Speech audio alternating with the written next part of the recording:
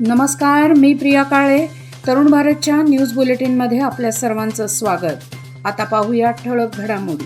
हुबळी येथील त्या विद्यार्थिनीच्या हत्या प्रकरणातील आरोपीमुळे केवळ कर्नाटकच नव्हे तर देशभरात ठळक चर्चेत आलेल्या सौंदत्ती तालुक्यातील मुनवळ्ळी येथे आणखी एक धर्मांतराचा धक्कादायक प्रकरणामुळे आज संपूर्ण बेळगाव शहर तापले आहे.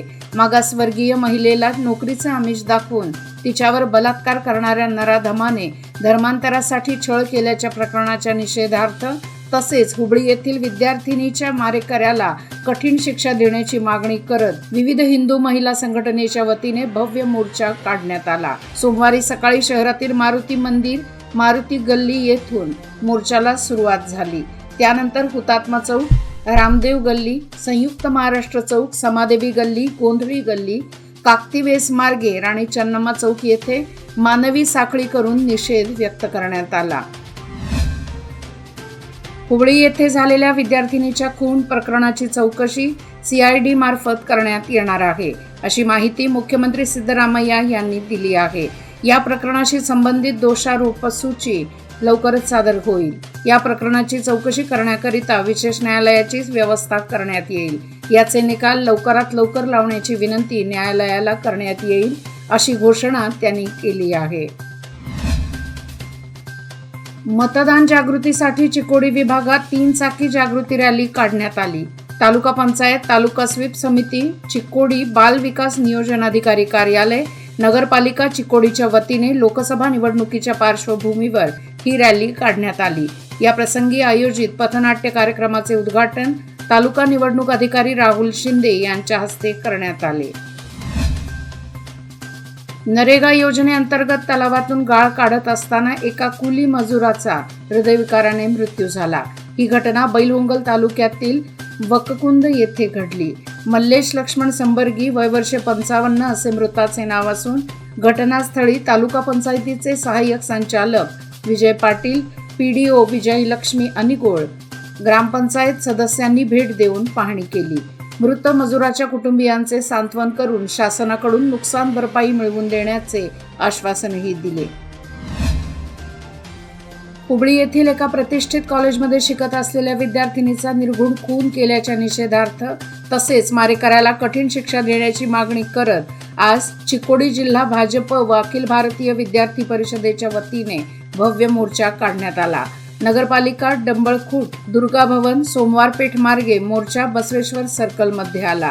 भाजप लोकसभा उमेदवार अण्णासाहेब जोल्ले, आमदार शशिकला जोल्ले यांनी या मोर्चाचे नेतृत्व केले होते. तर अखिल भारतीय विद्यार्थी परिषदेच्या वतीने भाजप पाठोपाठच विद्यार्थ्यांचा मोर्चा आला. यामध्ये विविध महाविद्यालयांचे हजारो विद्यार्थी सहभागी झाले होते.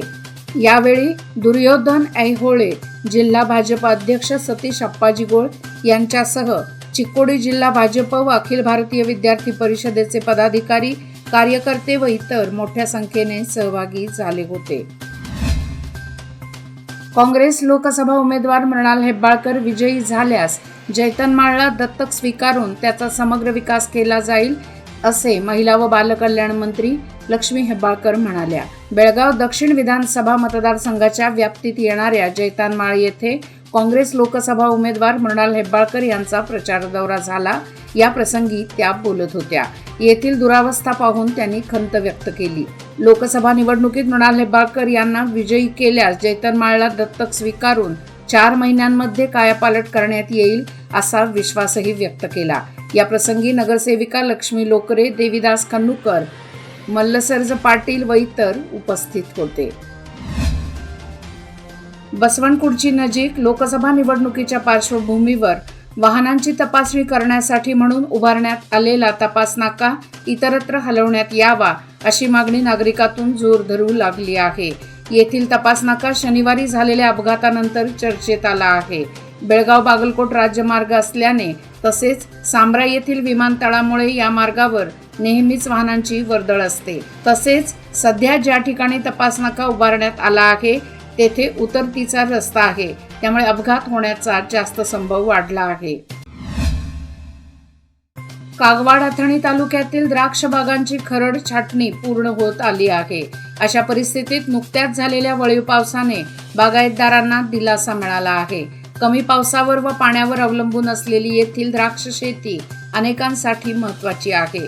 गेल्या 2 दशकांपासून तालुक्यात थॉम्सन सीडलेस, तास गणेश, सोनाक्का, सुपर सोनाक्का, आंबा सोनाक्का, माणिक चमन, अनुष्का या पांढऱ्या जातीच्या तर काळ्या जातीमधील साधा शरद, शरद, कृष्णा शरद, रेड ग्लोब व प्रिया अशा जातीच्या द्राक्षांचे उत्पादन करण्यात येत आहे. हुबळी येथील विद्यार्थिनीची एकतर्फी प्रकरणातून निर्घृण हत्या करण्यात आली. त्या घटनेचा येथील एकता सोशल वेलफेअर फाउंडेशनच्या वतीने निषेध व्यक्त करण्यात आला आहे. दरम्यान फाउंडेशनच्या वतीने तहसीलदार प्रशांत चनगौंड यांना निवेदन देण्यात आले. त्या निवेदनात मारेकरी कोणत्याही जातीचा असो त्याला कठोर शिक्षा झालीच पाहिजे. प्रशासनाने या संदर्भात तात्काळ दखल घेऊन कारवाईचा बडगा उगारावा असे म्हटले आहे. फाउंडेशनचे अध्यक्ष व इरफान तांबोळी यांनी मनोगतातून आरोपींना कठोर शिक्षा व्हावी अशी मागणी केली आहे. या प्रसंगी हाफिज मुबारक, अब्दुल कनवाडे, शफीउल्ला गोलंदाज आदी उपस्थित होते. हुबळी येथे नेहा हिरेमठ या विद्यार्थिनीचा करण्यात आलेला खून व वाढत असलेल्या लव्ह जिहाद प्रकरणाच्या निषेधार्थ एकसंबा येथे रविवारी समस्त हिंदू समाजाच्या वतीने निषेध फेरी काढून संताप व्यक्त करण्यात आला. सकल हिंदू समाजाने हुबळी घटनेतील आरोपीला कठोर शिक्षा व्हावी अशी मागणी केली. रविवारी सायंकाळी स्वामी विवेकानंद चौकातून निषेध फेरी सुरुवात करण्यात आली. तेथून महात्मा बसवेश्वर चौक, हनुमान मंदिर, गणेश चौक, संयुक्त मंगळवार पेठ, महादेव मंदिर मार्गे राणी चन्नम्मा चौकात निषेध फेरीची सांगता करण्यात आली. लोकसभा निवडणुकीच्या तोंडावरच पंतप्रधान नरेंद्र मोदी यांचे देशासाठी केलेले कार्य व लोकसभा मतदारसंघातील भाजपचे उमेदवार अण्णासाहेब जोल्ले, आमदार शशिकला जोल्ले यांच्या कार्यपद्धतीकडे आकर्षित होऊन जैनापूर, नागरमुन्नोळी येथील 50हून अधिक काँग्रेस कार्यकर्त्यांनी नुकताच भाजपमध्ये प्रवेश केला. आमदार शशिकला जोल्ले व भाजप कार्यकर्त्यांनी त्यांचे पक्षात स्वागत केले. निपाणी महादेव गल्लीतील अनेक युवकांनी युवा नेते उत्तम पाटील यांच्या नेतृत्वाखाली राष्ट्रवादी काँग्रेस शरदचंद्र पवार गटात प्रवेश करत काँग्रेस उमेदवार प्रियंका जारकीहोळी यांना पाठिंबा व्यक्त केला. यावेळी विनोद मगदूम यांनी उत्तम पाटील यांनी पराभवानंतरही ठेवलेला जनसंपर्क आणि काम यामुळे त्यांच्या नेतृत्वावर विश्वास ठेवत प्रवेश करत असल्याचे सांगितले. यावेळी उत्तम पाटील यांच्यासह नगरसेवक दत्तात्रय नाईक, दिलीप पठाडे, दीपक सावंत, सुनील शेलार, इम्रान मकानदार, शिरीष कमते आदींनी कार्यकर्त्यांचे स्कार्फ घालून स्वागत केले. दख्खनचा राजा श्री क्षेत्र ज्योतिबा देवाची ज्योतिबा डोंगरावर 23 एप्रिल रोजी चैत्र यात्रा होत आहे.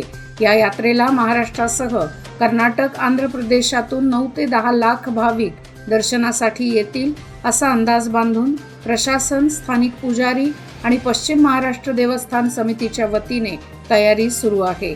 आजपासून ज्योतिबा चैत्र यात्रेनिमित्त ज्योतिबा मंदिर परिसरात डॉक्टर DY पाटील हॉस्पिटल आणि rotary club of Kolhapur sunrise यांच्या संयुक्त विद्यमाने मोफत आरोग्य शिबिर आणि औषधोपचाराचे आयोजन करण्यात आले आहे.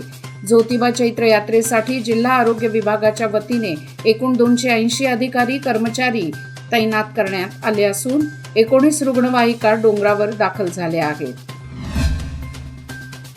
याचबरोबर आजचे बातमीपत्र इथेच संपले.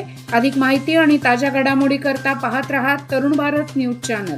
तसेच आमच्या चॅनलला लाईक, शेअर आणि सबस्क्राईब करायला विसरू नका. आणि विश्वासार्ह बातम्यासाठी दररोज वाचा दैनिक तरुण भारत. धन्यवाद.